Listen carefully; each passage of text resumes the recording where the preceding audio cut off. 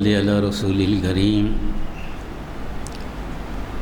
رب اشرح لی صدری ویسر لی امری واحلل عقدۃ من لسانی یفقهوا قولی۔ مسجد عالیہ کے منتظمین اور حاضرین محفل، ابھی جو ہے خیرت بھی کی گئی اس آیت کی جو میں نے عنوان بنایا تھا۔ یہ بڑی اچھی بات ہے کہ میں دیکھتا ہوں جب بھی کوئی عنوان ہوتا ہے ہمارے حافظ صاحب، امام صاحب ضرور اس آیت کا حوالہ دیتے ہیں جو عنوان کے تعلق سے ہے۔ یہ بڑی مبارک چیز ہے کہ میں نے سوالیہ طور پر کہا یہ خیر کیا ہے، خیر امت نہیں ہے، کیونکہ یہ زمانہ 1500 سال ہوئے بعثت رسول کی، اور وہ الحمدللہ اللہ تعالیٰ نے یہ ربیع الاول کا مہینہ چنا، اگرچہ کہ بعض اکثر اصحاب سیر اس پر متفق ہیں کہ نو ربیع الاول نبی کریم صلی اللہ علیہ وسلم کی پیدائش ہے،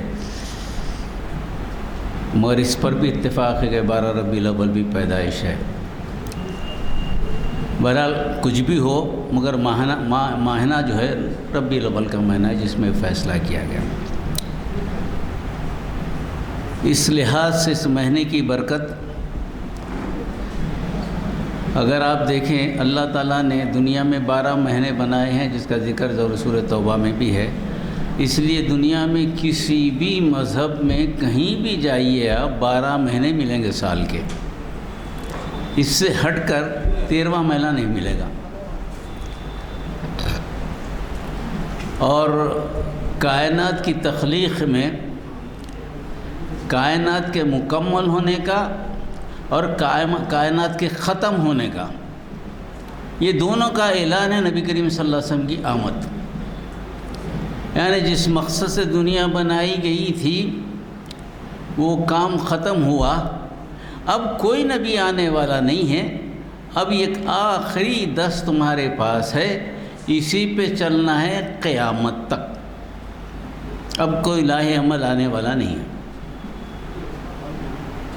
یعنی نبی کا آنا جہاں تکمیل حجت ہے، وہیں اس کا اعلان بھی ہے کہ اب اس کے بعد آخرت ہی آئے گی، اور کوئی چیز ہونے والی نہیں ہے، کوئی نبی آنے والا نہیں ہے۔ تو اس لیے نبی کریم صلی اللہ علیہ وسلم اللہ کے پیغام کے پہنچانے والے آخری نبی، اور تخلیق کائنات کی تکمیل کے لیے جو پیغام کی ضرورت تھی وہ لانے والے نبی، اور رہتی دنیا تک ہدایت و رہنمائی کا جو ذریعہ ہے اس کی کتاب، اور کتاب پر چل کر نمونے حیات پیش کرنے والے نبی اس سوائے نبی کریم صلی اللہ علیہ وسلم کے کوئی نہیں ہے۔ اب دستور حیات دنیا میں یہی ہوگا، اور نمونے زندگی نبی کریم صلی اللہ علیہ وسلم میں، کوئی قانون اللہ کے پاس اس وقت قابل قبول نہیں۔ اس لحاظ سے ہر نبی کی ایک امت رہی، اور کسی امت کو اللہ تعالیٰ نے یہ ذمہ داری نہیں دی کہ نبی کے جانے کے بعد اس نبی کے پیغام کو دنیا تک پھیلائے۔ کسی نبی کی امت کو ذمہ داری نہیں دی گئی۔ جب ایک نبی گئے تو دوسرے نبی آئے، اس پیغام کا سلسلہ چلا۔ بنی اسرائیل میں تو بعض کہتے ہیں کہ ایک سے زیادہ نبی، بعض اوقات کہتے ہیں کہ 100 نبی، مختلف روایتیں ہیں، ایک سے زیادہ نبی رہے مختلف علاقوں میں، جہاں جیسا یہ اسرائیلیہ حکومت بنی، یہودیہ حکومت بنی، یہ سارے کے سارے ہر جگہ کہیں نہ کہیں نبی موجود رہے جو ان کو تلقین کرتے رہے، بتاتے رہے کہ کیا حکمت عملی ہے، کیا پیغام ہے جو اللہ کا اعلانہ ہے، مگر کبھی بھی یہودیوں کو یا نصرانیوں کو یہ اختیار نہیں دیا کہ وہ اپنا مذہب دوسروں تک پہنچائیں۔ نبی آئے تو صرف انہی کے لیے آئے۔ موسیٰ علیہ السلام نے بھی کہا کہ میں تمہاری طرف نبی بنا کے بھیجا گیا ہوں۔ عیسیٰ علیہ السلام کہ میں تمہاری طرف نبی بنا کر بھیجا گیا ہوں۔ کبھی کوئی نبی نے یہ دعویٰ نہیں کیا۔ ہر قوم صالح آئی تو انہوں نے کہا کہ صالح علیہ السلام نے کہا کہ میں سمود کی طرف نبی بنا کر بھیجا۔ ہود علیہ السلام آئے تو انہوں نے قوم عاد کی طرف نبی بنا کر بھیجے گئے۔ شعیب علیہ السلام آئے تو شعیب علیہ السلام نے اپنی بات کی، لوط علیہ السلام نے اپنی بات کی۔ اپنی قوم کی طرف یہ لوگ آئے، مگر ان کا پیغام عالمی حیثیت سے ہر جگہ لاگو نہیں ہوتا تھا۔ نبی کریم صلی اللہ علیہ وسلم آئے، آپ کے ساتھ لقب کیا آیا؟ وَمَا أَرْسَلْنَاكَ إِلَّا رَحْمَةً لِلْعَالَمِينَ۔ الحمدللہ رب العالمین، اس کے جواب میں وَمَا أَرْسَلْنَاكَ إِلَّا رَحْمَةً لِلْعَالَمِينَ۔ جہاں رب عالمین کا رب ہے اللہ، اسی طرح آپ سارے عالمین کے لیے رحمت بنا کر بھیجے گئے۔ اب جب آپ آ گئے، آپ قرآن بھی آ گئی، نمونے زندگی بھی آ گئی، اب کوئی نبی آنے والا نہیں ہے قیامت تک۔ اب یہ کیا ہے؟ کتاب کیا ہے؟ آپ کے پاس امانت ہے، یہ امانت ہے۔ اب آپ کا کام یہ ہے کہ اس کتاب کو نہ صرف آپ اس کو استعمال کریں، میں دوسرے لوگوں تک بھی پہنچائیں۔ تو یہ ذمہ داری کس پر ڈالی گئی؟ امت محمدیہ پہ ڈالی گئی، اور اس سے پہلے کسی امت کو نہیں ڈالی گئی۔ اور نبی کریم صلی اللہ علیہ وسلم نے یہاں تک فرمایا کہ میری امت میں ایسے علماء گزریں گے جن کا درجہ بنی اسرائیل کے پیغمبروں کی طرح بھی ہو سکتا ہے، ہوتا ہے۔ اسی لیے کہا گیا ہے کہ میری امت کے لوگ جو ہیں نبیوں کے ساتھ اٹھائے جائیں گے، صدیقین کے ساتھ اٹھائے جائیں گے، شہداء کے ساتھ اٹھائے جائیں گے، صالح علیہ کے ساتھ اٹھائے جائیں گے۔ اس اعتبار سے اگر آپ دیکھیں، یہ امت کئی امتوں سے بالکل الگ ہے، اپنی ذات میں، اپنی پہچان میں، اپنی شناخت میں دوسرے امتوں کی طرح نہیں ہے۔ یہ بھی منفرد امت ہے، جیسے رسول منفرد ہیں ویسی امت بھی منفرد ہے۔ کسی کو خیر امت کا لفظ استعمال نہیں ہوا، کسی کو استعمال نہیں ہوا۔ یہاں تک کہ میدان حشر میں جو آئیں گی پیغمبر آئیں گے، حساب کتاب ہوگا، اللہ تعالیٰ سوال کرے گا پیغمبروں سے بھی، ان کے ساتھ امتیں بھی آئیں گی۔ بعض رسول تو ایسے آئیں گے جن جو آئیں گے مگر ان کے پاس ایک بھی علم امتی نہیں ہوگا، اکیلے آئیں گے۔ مگر ساری امتوں سے سوال کیا جائے گا کہ نبی نے تم تک پیغام پہنچایا ہے یا نہیں پہنچایا ہے؟ اس میں سے اکثر انکار کریں گے۔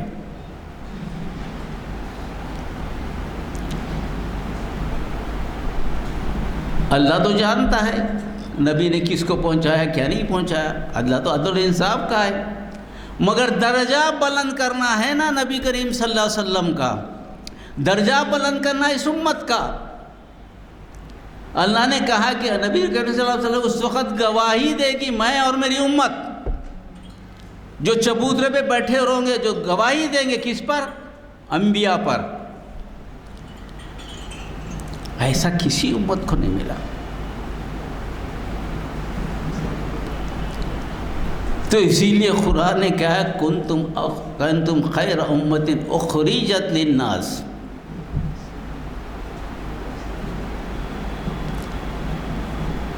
عربی جاننے والے بھی ہوں گے، تم بہترین امت ہو۔ خیر کے مطلب تو اتنے ہیں کہ کوئی دوسری زبان نہیں ہے جس میں کہ خیر کے مطلب کو پورا بتایا جائے۔ بعض عربی کے ایسے الفاظ ہیں جس کا ٹرانسلیشن کسی دوسرے زبان میں ناممکن ہے۔ خیر کا مطلب کیا ہے؟ بھلائی۔ خیر کا مطلب ہے نیکی، کوئی ایسی چیز جو اس کے مقابل ہو ہی نہیں سکتی۔ اچھائی بھی ایسی اچھائی جس کے مقابل کوئی ضد ہو ویسی بھی ہو نہیں سکتی. یعنی تم جو امت ہو ویسی کوئی امت ہو ہی نہیں سکتی. تمہاری صفت خیر کی جو ہے ویسی صفت کوئی امت لا ہی نہیں سکتی. کیوں؟ سوال ہوتا کیوں بھائی؟ سوال ہوتا نا ایسا کیوں؟ اللہ نے سوال کیا تو کیوں؟ آخر کیا بات ہے، ایسا کیوں سوال کیا؟ اس کے بڑے بڑا پیارا مضمون ہے. اس رسول سے محبت، رسول کی امت سے محبت اللہ تعالیٰ کا عجیب انداز ہے. اللہ نے کہا کہ میں تم کو الگ کر کے خیر امت بنایا ہوں، اور خیر کے لفظ میں جتنی تاثیر ہو سکتی نیکی کی وہ ساری کی ساری اس میں موجود ہے. جتنی نیکیاں ہو سکتی ہیں انسان کی عقل کے اعتبار سے، فرشتوں کی سمجھ کے اعتبار سے اللہ ہی بہتر جانتا ہے کہ اس خیر کا مطلب کیا ہے. ویسی نیکی کی صفت جو ہے نا اس امت کو میں نے دی.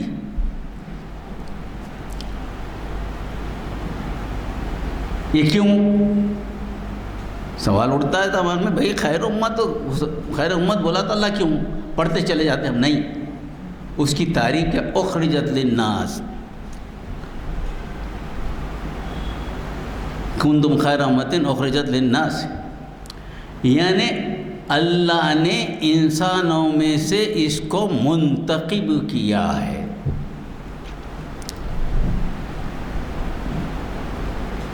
آپ میں منتخب کریں گے کسی چیز کو، کوئی بھی چیز لینے جائیں گے تو کیا کریں گے؟ آپ اپنا دام لگا کر اچھی سے اچھی چیز کو منتخب کریں گے نا.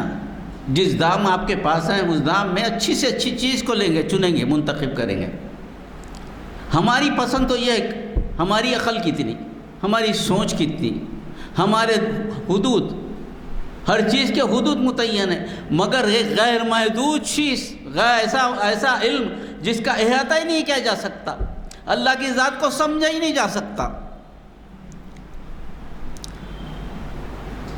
کیونکہ اس جیسا کوئی ہے ہی نہیں نا. اس کے ہم اثر تو کوئی ہے ہی نہیں. جب ہم اثر کہیں نہیں تو کیسا مقابلہ کریں گے اس کا؟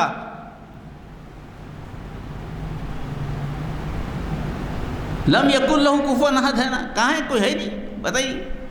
اب وہ اگر کسی چیز کو منتخب کرے تو اللہ کا انتخاب کیسا ہوگا؟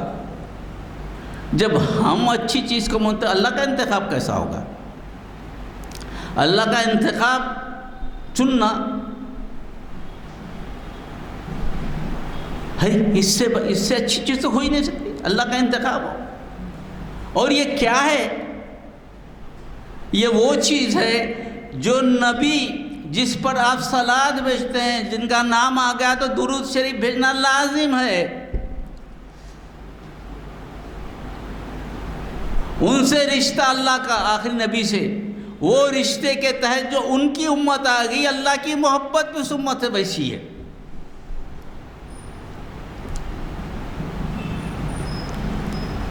بہترین امت چن لی گئی ہے. تو ایک خیر امت ہوگی نا، وہ امت جسے اللہ نے چن لیا ہے، اور اس سے بہتر تو کوئی چیز ہو ہی نہیں سکتی. خیر کا لفظ آپ کے ساتھ لگ گیا ہے، مگر اس کا احساس دل کے اندر پہنچے نا. قلب جو ہمارا ہے وہ قلب کے اندر تو پہنچے.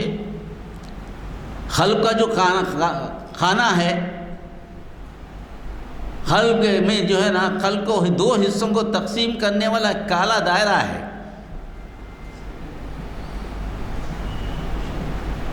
جس میں روح کا مسکن بھی ہے، نفس کا مسکن بھی ہے. روح بھی ایک لطیف جسم ہے، نفس بھی ایک لطیف چیز ہے، عقل بھی اللہ تعالیٰ نے دیا، وہ بھی لطیف چیز ہے. مگر کیا یہ چیز ہمارے قلب میں اترتی ہے یا نہیں اترتی ہے؟ یہ ہے دراصل خیر امت کو سمجھنے کے لیے بنیادی بات، جب آپ اپنے آپ کو متعین کر لیں کہ ہم یہ ہیں، دوسری امت کی طرح نہیں ہیں، ہم الگ ہیں، ہمیں الگ بنا کر بھیجا گیا، جس طرح نبی کو چن کر بھیجا گیا، نبی کی امت کو بھی چن کر بھیجا گیا، اسی لیے تو انتخاب ہوا ہے نا۔ مسلمان کا پیدا ہونا آسان کام تو نہیں ہے۔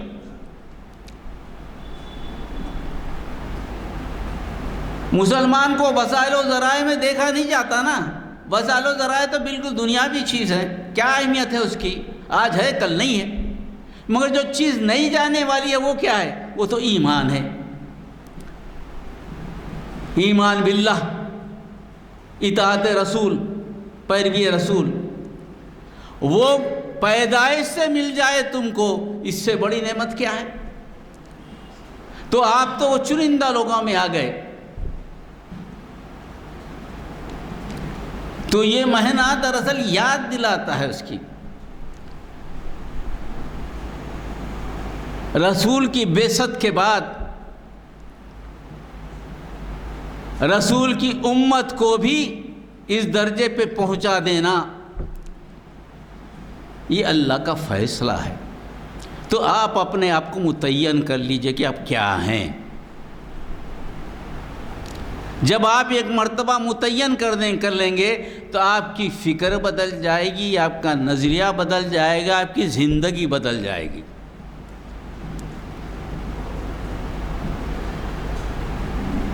آپ کی فکر ہوگی اللہ سے لگاؤ، آپ کا نظریہ رہے گا میں ایسی زندگی گزاروں جیسے رسول کی زندگی ہے۔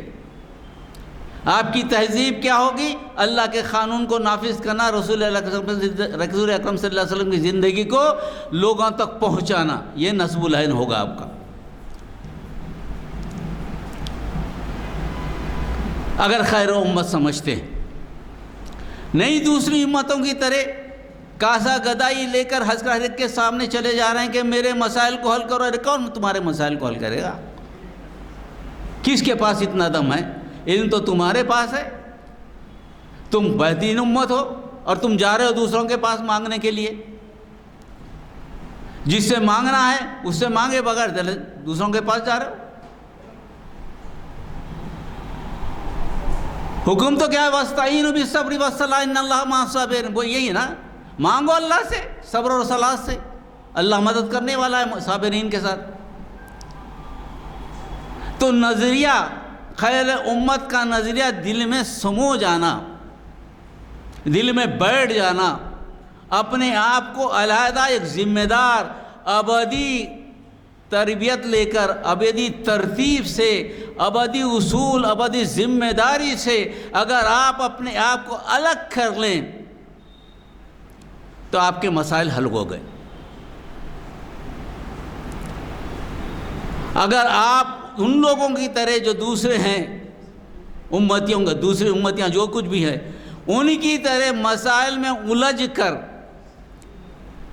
مسائل کو حل کرنے کے لیے وہی طریقے اپنائیں جو وہ اپناتے ہیں، تو زندگی بھر آپ کو مدد نہیں آئے گی، زندگی بھر مدد نہیں آئے گی۔ پہلے خیر امت کو مسئلہ حل کر لیں کہ ہم اپنے آپ کو کیا سمجھتے ہیں۔ یہ ربیع الاول کے مہینے میں اتنے کتنے کیا سما ہے، اللہ اکبر، رسول سے محبت کا کیا سما ہے۔ ہزاروں روپے خرچ کیجئے، لاکھوں روپے خرچ کیجئے، کسی لوگوں کو جمع کیجئے کسی جلسے جشن میں، کیا لوگ جمع ہو سکتے ہیں؟ یونائیٹڈ نیشن میں جمع کرنے کے لیے کروڑوں روپے خرچ کرتے ہیں، کسی لیڈر کے پاس جمع کرنے کے لیے بعض آتا تھا اور کروڑوں روپے کا پنڈال جمع کر لوگوں کو بلا کر جمع کیا جاتا ہے، بعض کو تو پیسے دے کے لاتے ہیں ناشتے کے لیے، مگر کیا اس امت کے لیے جشن رحمت اللہ علیہ میں جمع کرنا پیسے دے کے جمع کرتے ہیں کسی؟ نہیں،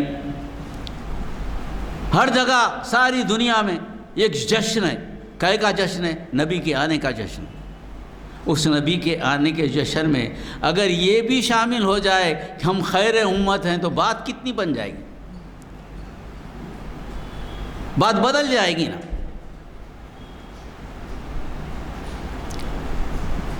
منفرد امت، اور وہ نبی جس کا انتظار تھا ساری دنیا کو، جو ہر صحیفے میں تذکرہ ہے، 343 صفحے میں جتنے صحیفہ ہے، ہر صحیفے میں تذکرہ ہے کہ آخری نبی آنے والے ہیں۔ کوئی دنیا کا آج تک کوئی بھی مذہب جس کے پاس مذہبی کتاب ہے اس میں نبی کریم صلی اللہ علیہ وسلم کا نام ہونا ضروری ہے۔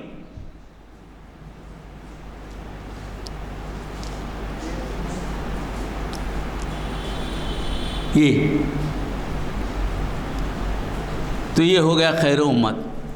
اب خیر امت ہونے کے بعد جب نگاہ کرتے آپ کے پاس ذمہ داریاں ہیں 3 جو بتائی گئیں، تأمرون بالمعروف وتنہون عن المنکر وتؤمنون باللہ۔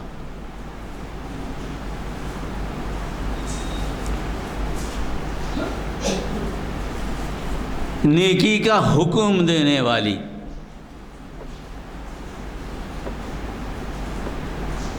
برائیوں سے روکنے والی، اللہ پر ایمان رکھنے والی، یہ 3 صفات۔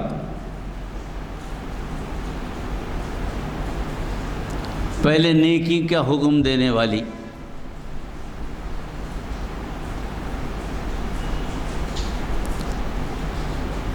حکم میں کیا ہوتا ہے؟ اختیار و اقتدار۔ باپ اگر بیٹے کو حکم دیتا ہے تو بیٹے کو تو لازمی کرنا ہی کرنا ہے نا۔ حکم دینے کا اختیار تو باپ کو ہی ہے، منصب کے اعتبار سے، اختیار کے اعتبار سے اسی کو اختیار ہے۔ دنیا میں فیصلے کرنے کا اختیار، دنیا کے نظام کو چلانے کا اختیار، دنیا میں جو گروپ ہے، دنیا کا اللہ تعالیٰ نے دنیا کو 2 حصوں میں تقسیم کیا نا، ایک حصہ جو مومنوں کا، ایک حصہ جو نہیں مومن نہیں ہے، یہ کافروں کا حصہ، 2 ہی تو قوم ہے دنیا میں، ایک ایمان والے، یہ کافر۔ یہ ان کا کیا کام ہے؟ ان کا کام یہ ہے کہ ایمان کو عام کرنا اور جو ان کے منکر ہیں ان کو زیر کرنا۔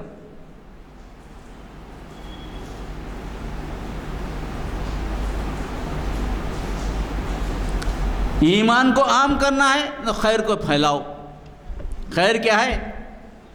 اللہ کے حقوق ادا کرو، بندوں کے حقوق ادا کرو، انصاف ہو۔ اللہ کا حق کیا ہے؟ اللہ کی عبادت کی جائے۔ بندوں کا حق کیا ہے؟ بندوں کے درمیان، معاملات کے درمیان انصاف کیا جائے، عدل و انصاف کیا جائے۔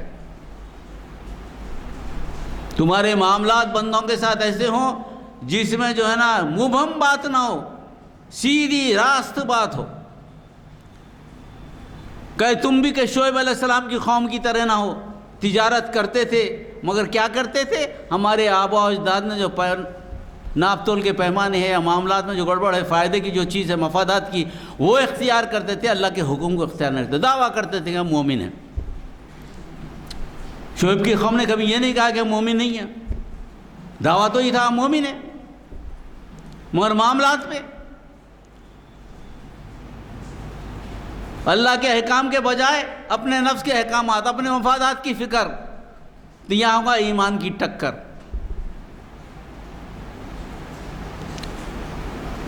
تو کیا ہے؟ تأمرون بالمعروف، نیکی کا حکم۔ نیکی نہ خود اپنے اوپر نافذ کرو بلکہ لوگوں کے پاس ایک مثال بن کر سمجھاؤ کہ نیکی اسے کہا جاتا ہے، اور نیکی پھیلانے میں طاقت ہو، مجبور و بے بس نہ ہو۔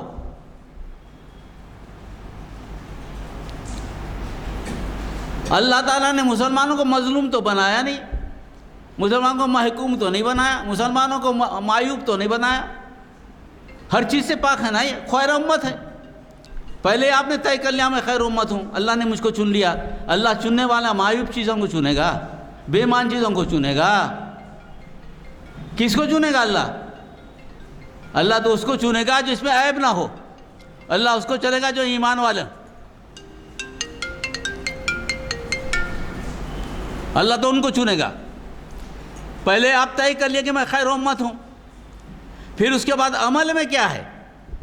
عمل میں تو حکم ہونا، بے خوف ہونا، فلا تخشوہم واخشونی، کسی سے مت ڈرو، میرے سے ڈرو۔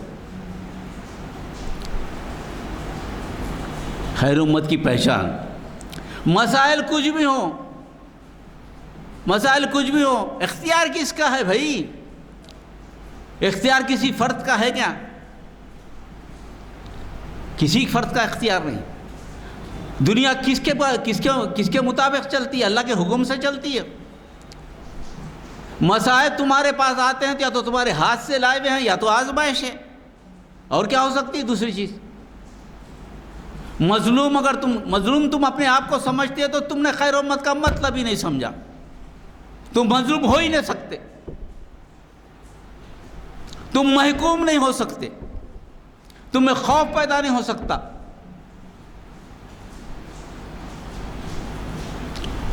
تم کسی کے سامنے ہاتھ پھیلا نہیں سکتے مسائل کو حل کرنے کے لیے، کسی حکومت کے پاس جا کے بھیک مانگنے کی ضرورت نہیں ہے۔ اللہ تعالیٰ نے مسلمانوں کو ایک ایسا معاشرہ دیا ہے، اس میں ہر قسم کا